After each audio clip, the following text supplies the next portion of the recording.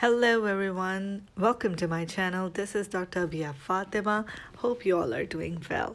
In today's video, you are going to learn how to properly care for an infant or child with a fever. So let's get started. What is a fever? A temperature of 38 degrees centigrade or 100.4 degree Fahrenheit or higher means a fever. A fever can be a sign that the body is fighting an infection. When the body's defense, that is, immune system, is activated by a bacteria or a virus, many reactions occur in the body. Fever is one sign of these reactions. Fever is not a disease or illness itself, but a signal that something is going on in the body. How your child looks and acts are more important than how high the fever is. Now, what to expect when your child has a fever? Fevers can go up and down on their own without medication. Fevers can make children feel uncomfortable, of course. When symptoms are mild, your child may be slightly cranky or have aches or pains. Some children are less active and sleepier. They may not be interested in eating or drinking. Some fevers may be associated with shaking, chills, or rigors as the body temperature is changing. This type of shaking is one way for the body to try to regulate the temperature. It is not a seizure or convulsion and is not associated with changes in the child's level of consciousness. Approximately 5% of children between the ages of 6 months and 6 years may have febrile seizures. These are episodes of seizures or convulsions that are associated with a fever. Your child should see a doctor after a febrile seizure, but febrile seizures are generally not dangerous. The type of infection causing the fever usually determines how often the fever recurs and how long the fever lasts. Fevers due to viruses can last for as little as 2 to 3 days and sometimes as long as 2 weeks. A fever caused by a bacterial infection may continue until the child is treated with an antibiotic. Now, time to answer what causes fever. Many different infections can cause a fever. To find out what is causing your child's fever, the doctor will look at other signs and symptoms of the illness, not the fever itself. How high a fever is does not help the doctor to decide whether an infection is mild or severe, or whether an infection is from a bacteria or a virus. It is important to know how many days of fever your child has had. You should keep a record of your child's fevers so that you can accurately tell the doctor how long the fever has been present. Fevers may also be caused by other conditions.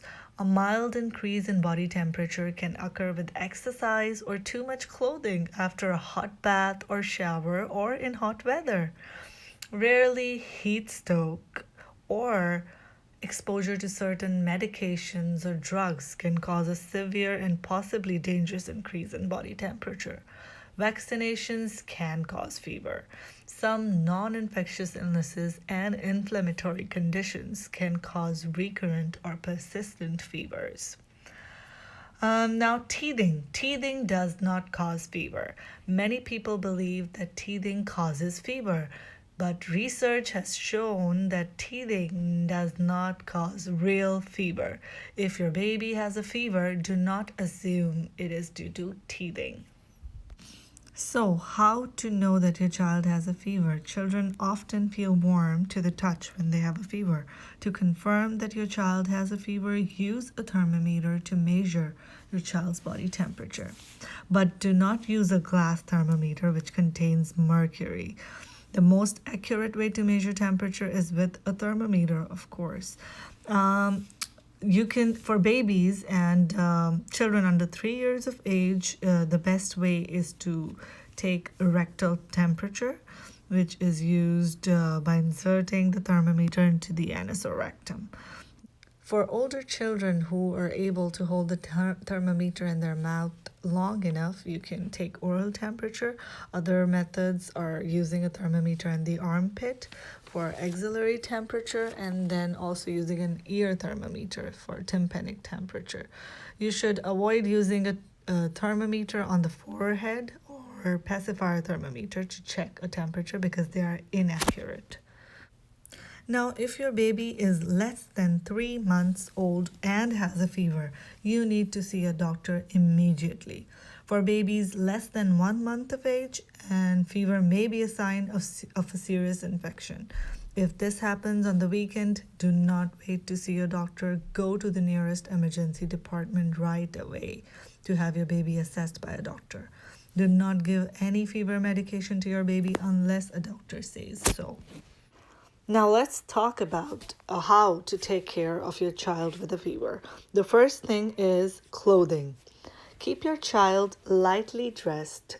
Most body heat is lost through the skin, so overdressing or bundling your child may result in a higher fever and can make your child more uncomfortable.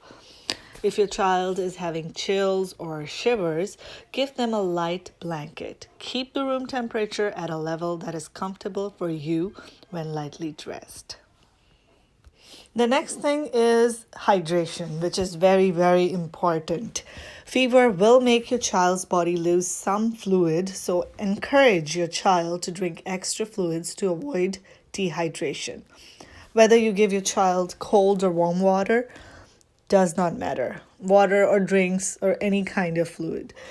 However, cool water or drinks may help your child feel more comfortable. So keep them hydrated. I also want to talk about sponging here. Sponging is unnecessary to help lower body temperature and may make your child more uncomfortable. Sponging may just cool the outside of your child's body and cause them to shiver without really affecting the internal body temperature. So only use sponging in an emergency such as heat stroke. Next thing is medication. You should use medication to keep your child comfortable. You should not base your judgment on how high the fever, but rather on how your child is feeling. Medication may only reduce the fever by 1 degree centigrade to 2 degrees centigrade, that is 2 to 3 degree Fahrenheit, and may not bring the temperature down to normal. Fevers may also cycle up and down on their own. So it is difficult to tell whether fever is reduced because of medication or because of the natural fever pattern. If your child is sleeping comfortably, it is not necessary to wake them up to give medication. Two types of medication are usually recommended for managing fever. They are acetaminophen and ibuprofen. Both drugs are available in tablets, capsules, and liquid formulations of various strengths. Your doctor or pharmacist can help you decide on the most appropriate dose for your child. The correct dose for a child is based on body weight. These drugs can make your child more comfortable, but they do not treat the underlying cause of the fever. One more thing I would like to add is that do not give aspirin, that is acetyl salicylic acid, to manage your child's fever. Although rare, but acetyl salicylic acid or aspirin has been linked to a severe condition called Reye's syndrome. So always check the label of other medications as well to make sure that they do not contain aspirin.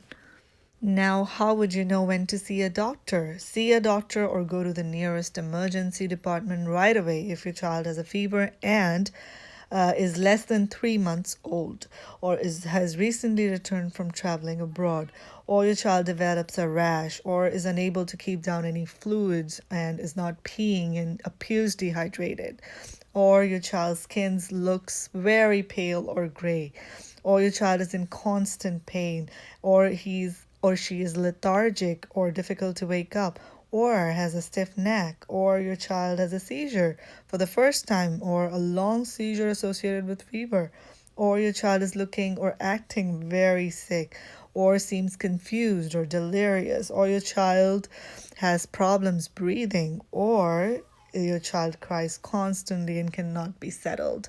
Any of these symptoms, go to the doctor.